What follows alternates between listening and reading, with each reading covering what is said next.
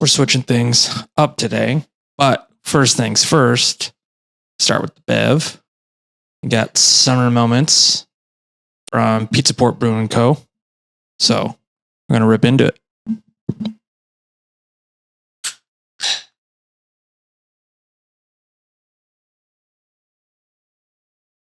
Oh, that's good stuff.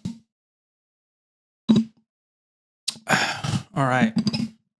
Today we're going to talk about the Canon EF. This guy right here. This is the Canon EF, produced from 1973 to 1978. It's a manual focus, 35 millimeter single lens reflex. The EF was built as an electromechanical version to the Canon F1. This camera can shoot in either full manual or shutter priority mode. Basically, flick it on, you choose your shutter speed, let's say 1/500th, put it up to your face, reads the scene. The internal light meter will read the scene at that shutter speed. The light meter will tell me which aperture to set it as. So 4, 5, 6, 11, so on and so forth. It'll tell you the corresponding aperture in which your shutter speed is at. Even though this is a very old camera, very old format, that it's awesome that you still interact with it, right? It's not just a camera that is cut and dry, which I think it keeps things fun, keeps things exciting, given your film speed. And if you want to over or underexpose, that is up to you. Speaking of ISO, the camera has an ISO from 12 all the way up to 3200. Pretty good range on this one. It's something to note, these settings to pay attention to, as I personally do not have a light meter, as I mentioned in one of my previous videos about shooting film strictly on weddings. Paying attention to these settings helps me get a good rule of thumb and be aware of which situations I may have come across, whether it's a bright day, whether it's a shaded area, backlit scene. This helped me kind of gauge where I'm going to be at in the camera, and your settings pretty close to the correct exposure without just guessing or just relying on your camera or a light meter.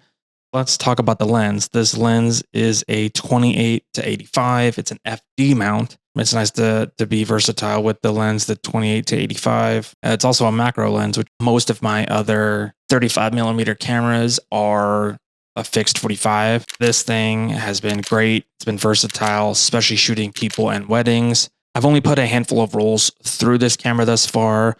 I picked it up from a local antique store maybe about a month or so ago. I get it from my usual guy at my usual antique store.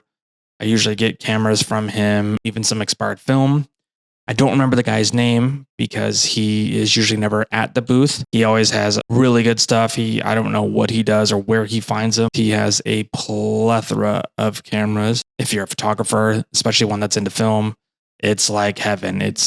Yeah. He also has cool accessories too. Old cases, old boxes, old books, old lens filters. So it's pretty cool to just walk in there, even if you're not having the intention to buy anything. Flip through old magazines that he has. Yeah, his booth is at Antique Mall of America here in Vegas, and it's my favorite thing to do. Paid about $230 for this. Pretty much came as is, body, lens. Don't think this came with a case. This strap is from Mr. Negative. Also has a 1/4-inch thread on the bottom. You got 2 screws on the bottom here for batteries. Going to be your light meter. Flicking on the on and off button is pretty cool because once you flick the on button, the shutter lever will kind of pop open.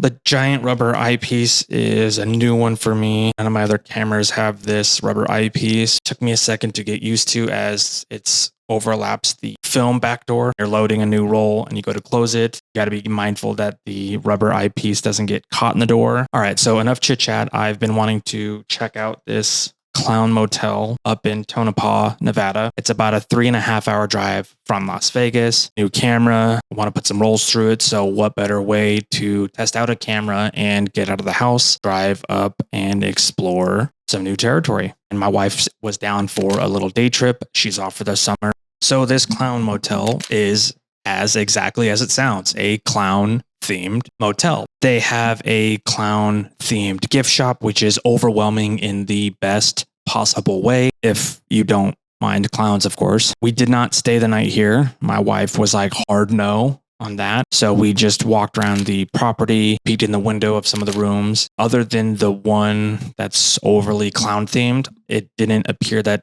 any of the other rooms were decorated as such. The other rooms just looked kind of like normal Motel 6 rooms, which kind of disappointing if you do happen to stay there. And I'm sure you want the full clown experience throughout. If you get lucky with the first room, like the murder room, that might be pretty cool. There was a cemetery right next door to it, which was pretty interesting because we saw a fellow out there in the blazing heat, shirtless, digging a hole. I can only imagine cemetery digging a hole. I'll let you fill in the blanks on what he could possibly be doing. But he was nice. He waved to us. So don't mind us.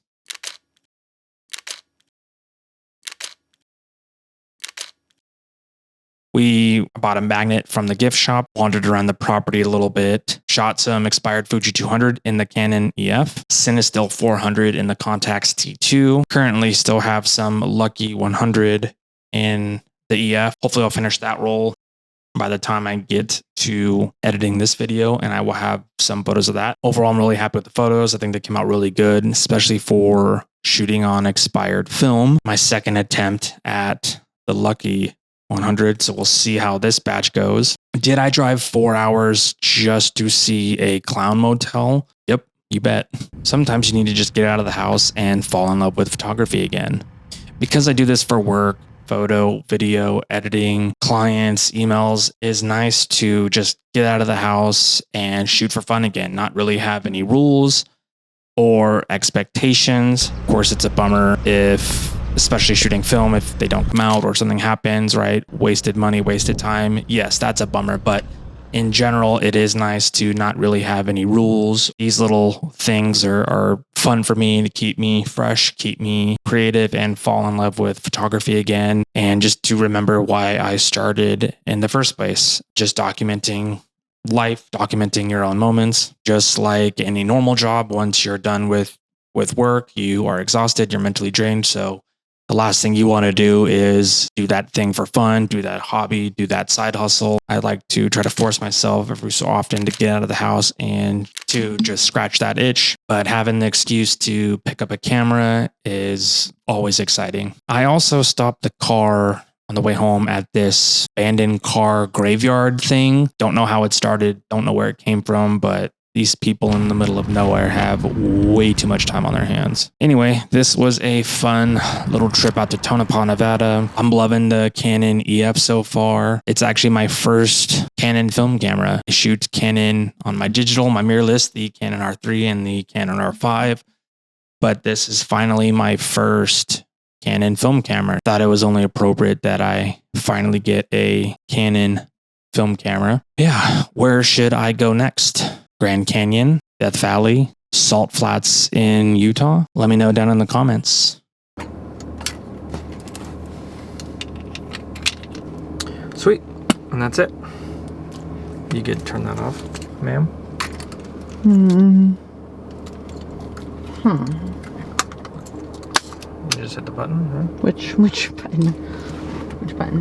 This one's fine. And we'll see you in the next one.